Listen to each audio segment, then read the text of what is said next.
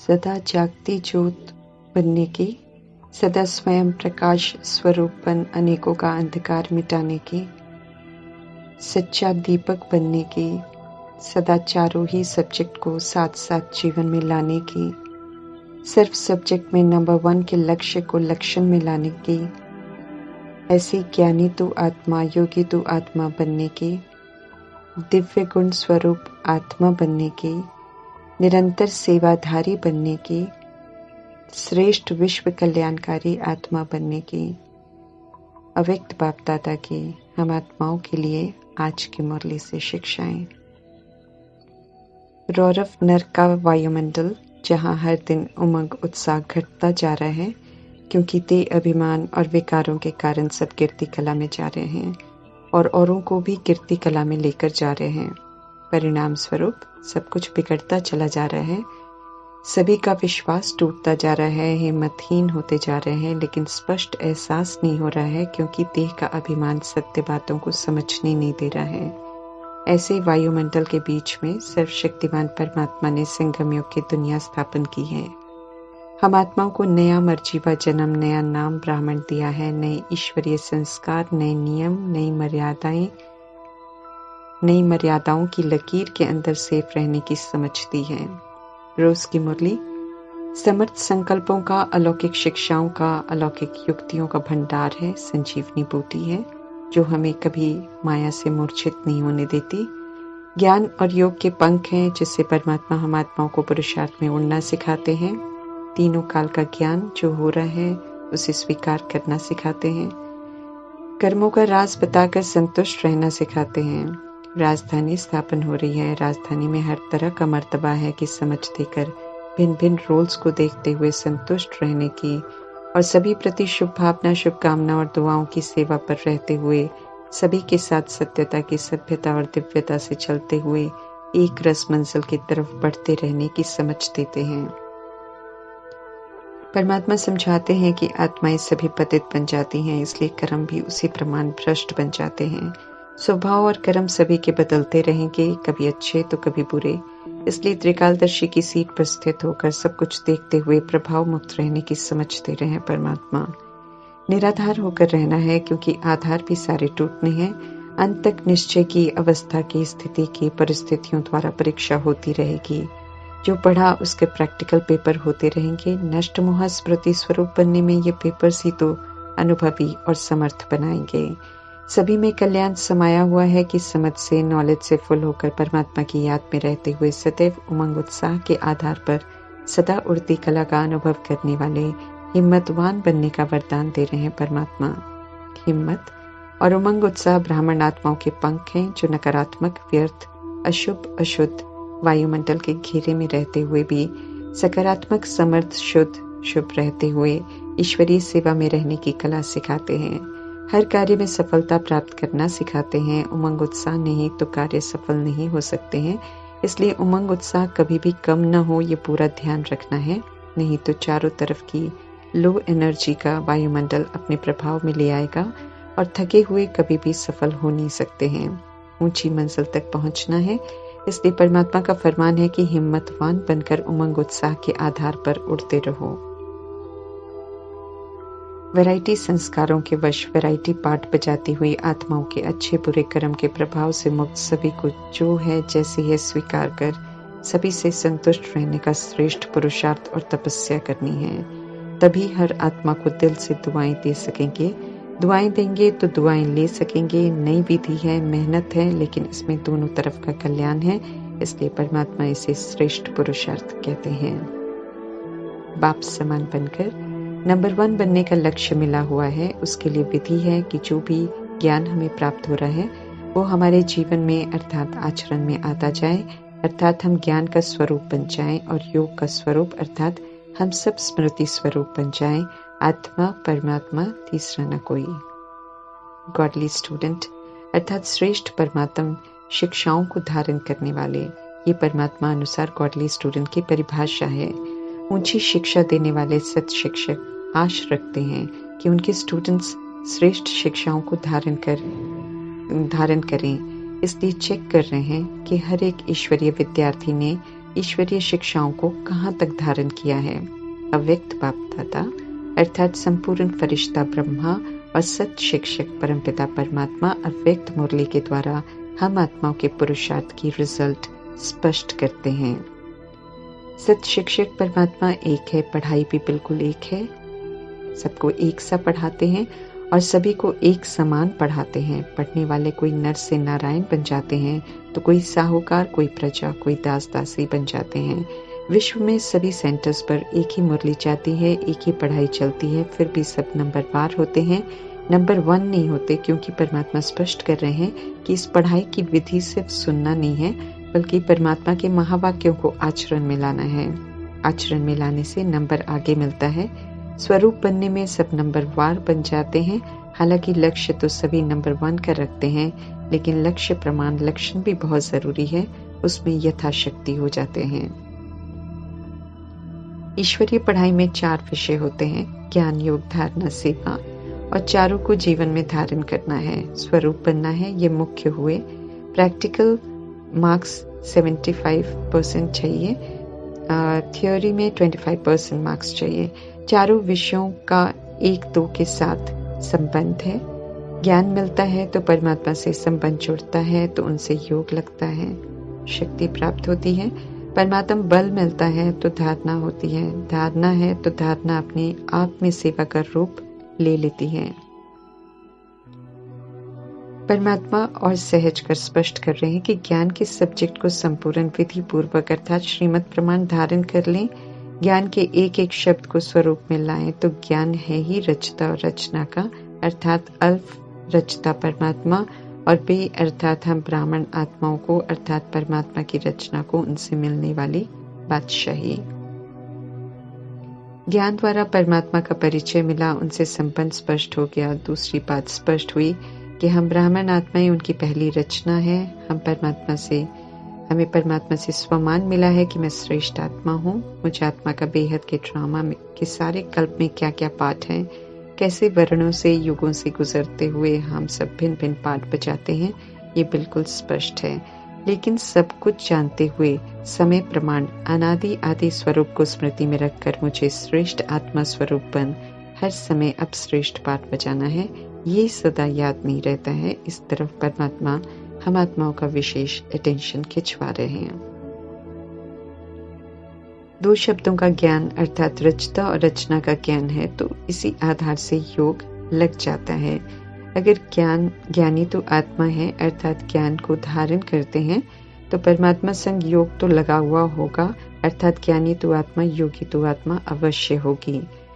ये परमात्मा स्पष्ट कर रहे हैं। ज्ञान और योग का संबंध जरूर होता है। परमात्मा की याद का रंग लगता है तो धारणा भी श्रेष्ठ हो जाती है। अगर धारणा नहीं है तो परमात्मा समझा रहे हैं कि फिर ज्ञान और योग नहीं है। ज्ञानी तो आत्मा और योगी तो आत्मा की स्थिति नहीं है। योग लगाते हैं तो फिर हमारा जीवन योगी जीवन होना चाहिए, अर्थात ओरिजिनल नेचुरल रहे। संबंध जोड़ने की, याद करने की मेहनत न करनी पड़े। याद रहे कि श्रेष्ठ सतगुणी आत्मा हूँ, श्रेष्ठ परमात्मा की संतान हूँ, परम धाम निवासी हूँ। 63 जन्मों के देह अभिमान के संस्कार जो सत्य से विस्मृत कर देते हैं, वो कमजोरी के संस्कार फिर से इमर्ज हो जाते हैं, फिर से देह अभिमान में ले आते हैं, फिर से यूज होते हैं और पुरुषार्थ में विघ्न डालते हैं। जब ऐसा होता है तो न चाहते हुए भी 63 जन्मों की नेचर और स्वभाव को अपना कह देते हैं, उसे ही यूज करते हैं। चाहते हुए भी खुद को परिवर्तन नहीं कर पाते हैं, आत्म अभिमानी नहीं बन पाते हैं, आत्मिक स्थिति के अनादि आदि स्वभाव संस्कार को यूज नहीं कर सकते हैं। ध्यान खिंचवा रहे हैं परमात्मा कि कहाँ पर भूलें होती हैं, बोल में, व्यवहार में। जब कभी ज्ञान संपन्न योगी जीवन प्रमाण व्यवहार बोल किसी का नहीं होता है तो अज्ञानता के बोल को और टोन को स्वाभाविक समझ लेते हैं। चूंकि 63 जन्मों के यूज किए हुए संस्कार पक्के हो गए हैं, इसलिए उन्हें यूज करने में मेहनत नहीं करनी पड़ती है। ज्ञान और योग की जो नेचर है वो बनाने में मेहनत लगती है, लेकिन जब ज्ञानी और योगी जीवन बना लेते हैं, उसी में रहते हैं, 63 जन्मों के संस्कार को भूल जाते हैं, यूज नहीं करते हैं, फिर सदा श्रेष्ठ कर्म, युक्ति युक्त कर्म नेचुरल होते रहते हैं, तो ज्ञान और योग ओरिजिनल नेचर बन जाते हैं। ऐसे ज्ञानी और योगी जीवन वाला हमें बनना है। ज्ञान और योग को हर समय अपने जीवन की नेचर बनाना है, फिर यथाशक्ति नहीं बल्कि धारणा नेचुरल होगी, फिर गुणों को धारण करने की मेहनत नहीं करनी पड़ेगी। ज्ञान मार्ग पर चलने समय जब फाउंडेशन का समय होता है, तभी ज्ञान योग धारणा को अपना जीवन बनाने से स्वतः ही और स्वाभाविक रूप से अनुभव करते रहेंगे। तीनों सब्जेक्ट की पक्की नींव आत्मा को सहज योगी, सहज ज्ञानी, सहज धारणा मूर्त बना देती है। ज्ञान योग धारणा का आपस में गहरा कनेक्शन है। तीनों ही विषयों में एक्यूरेट हैं, तो अनुभूतियां भी हैं, खजाने के रूप में प्राप्त होती हैं। जो इन खजानों से संपन्न हो जाते हैं, वो संपन्न मूर्तियां स्वतः ही मास्टर दाता बन जाती हैं, अर्थात सेवा पर हाजिर हो जाती हैं। जो परमात्मा से मिला सभी को देती हैं, सेवाधारी बन जाती हैं, फिर दिए बिना रह नहीं पाती हैं। जब दातापन के संस्कार आ जाते हैं, तो चौथा विषय सेवा सहज ही प्रैक्टिकल में आ जाता है। चारों विषय एक दूसरे से जुड़े हुए हैं, गहरा संबंध है उनका। एक की भी कमी है तो फिर ज्ञानी तो आत्मा, योगी तो आत्मा नहीं है। नंबर 1 बनना है तो परमात्मा समझ देते हैं कि ज्ञान और योग को स्वरूप में लाओ।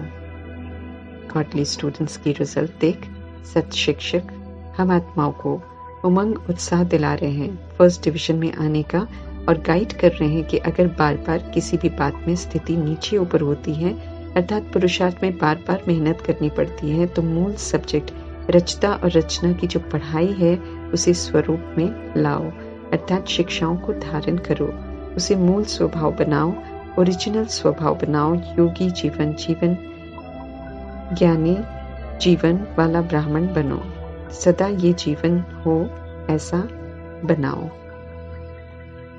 संगठित में योग करने का भी यथार्थ अर्थ स्पष्ट कर रहे हैं परमात्मा, ताकि खुद को करेक्ट कर सकें। संगठित योग अपने लिए नहीं लगाना होता है, बल्कि सर्व के योग की शक्ति से वायुमंडल द्वारा कमजोर पुरुषार्थियों को और विश्व की सर्व आत्माओं को योग शक्ति के द्वारा परिवर्तन करने के लिए होता है। ऐसे में अपना ही टूटा हुआ योग लगाने में समय नहीं बिताना है। उस समय संगठित योग विश्व की सेवा के लिए होता है। अपना कनेक्शन फिर से जुड़ जाए इसके लिए नहीं होता। अगर इसके लिए बैठते हैं तो फिर हम कमजोर आत्मा हैं। अगर संगठन के एक्यूरेट अर्थ को समझकर बैठते हैं तो योगी तो आत्मा बन बैठते हैं। मास्टर सर्वशक्तिवान बन, मास्टर विश्व कल्याणकारी बन, सभी को सहयोग देने की सेवा करते हैं। ये पढ़ाई का स्वरूप है। अगर अपने लिए करते हैं तब तो हम पुरुषार्थी हैं।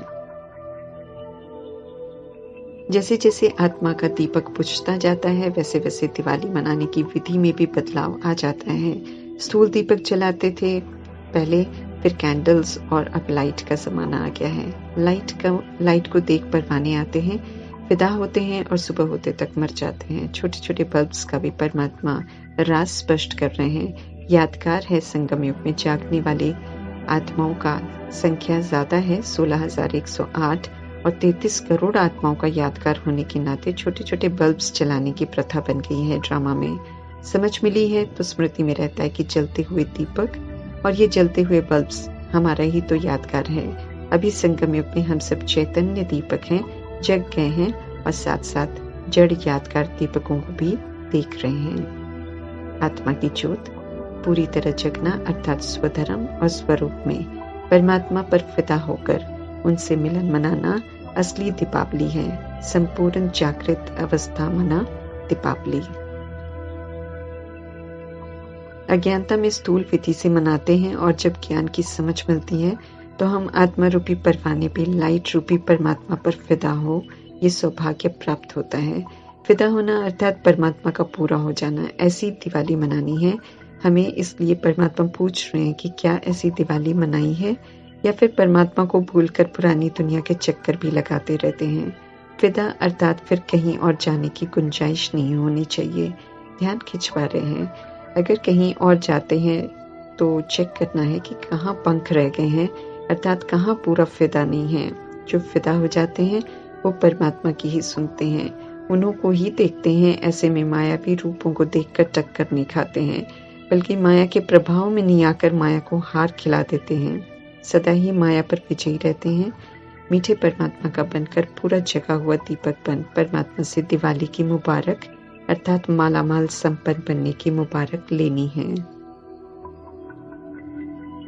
विस्मृत हो हम सब सच्ची खुशी से वंचित हो गए थे। ना बनाकर परमात्मा पुनः खुशी का खजाना देकर खुश नसीब आत्मा बनाते हैं। अब परमात्मा तो अपनी तरफ से खुशी की भरपूर खुराक देते हैं, लेकिन हम खुश नसीब बने हैं या नहीं, हम आत्माओं से पूछ रहे हैं। खुश नसीब समझते हैं तो हमें चेक करना है क्या हम सदा खुश रहते हैं। रहेंगे तो दिखाई भी जरूर देगा। मन खुश हो, स्थूल कार्य है या साधारण कार्य, तो सदा खुश रहेंगे। खुशी का खजाना अपना हो जाता है तो फिर कभी कम खुशी कभी ज्यादा खुशी ऐसा नहीं होना चाहिए। बाप द्वारा दिए गए खुशी के खजाने को अपना बनाया है या भूल जाते हैं, ये परमात्मा हम आत्माओं से पूछ रहे हैं। परमात्मा से मिल रहे खजानों का स्थूल रूप नहीं होता है, अति सूक्ष्म होता है, अनुभव करने के लिए होता है। जो एक परमात्म सुख शांति खुशी को अनुभव कर लेते हैं, आत्मा उसे प्राप्त कर बिल्कुल तृप्त हो जाती है। फिर उसे दुनियावी स्थूल सुख खुशी की चाहत ही नहीं होती। इसलिए परमात्मा कहते हैं कि दिल से खुशी के खजाने को अनुभव करो और सदा स्मृति में रखो कि हम खुशी के खजाने के मालिक हैं। जितना याद रखेंगे उतना रूहानी नशा रहेगा, जितना रूहानी नशा रहेगा उतना फिर औरों को भी अनुभव करा सकेंगे। संगमयुगी ब्राह्मण बने तो परमात्मा ही हमारा संसार है। इस संसार में और कोई नहीं होता तो परमात्मा ही याद रहेंगे।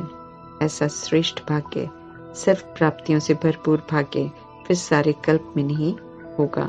इसलिए अभी की खुशी और रूहानी नशा अति श्रेष्ठ है। सारे संबंध परमात्मा से बनाएंगे तो काम क्रोध लोभ मोह अहंकार और उनके बाल बच्चों की बीमारी से सहज ही मुक्त हो जाएंगे। मेहनत नहीं करनी पड़ेगी। विकारों के वश होने से ये पेपर जरूर आएंगे। अंतिम पेपर मोह का होना है। अभी से प्रीत परमात्मा से जोड़ ली होगी तो मोह को जीत लेंगे। नष्ट मोह के पेपर में फुल पास हो जाएंगे। ब्राह्मण परिवार में व्यवहार में ऊपर नीचे होता रहेगा, लेकिन ऐसा न हो कि परमात्मा का साथ छोड़कर दैहिक मोह में चले जाएं। ये पेपर भी होने हैं। अपने संसार में परमात्मा सदा रहे, फिर चाहे ब्राह्मण आत्माएं हमारी अवस्था को ऊपर नीचे क्यों न करें, सदा नष्ट मोह रहें।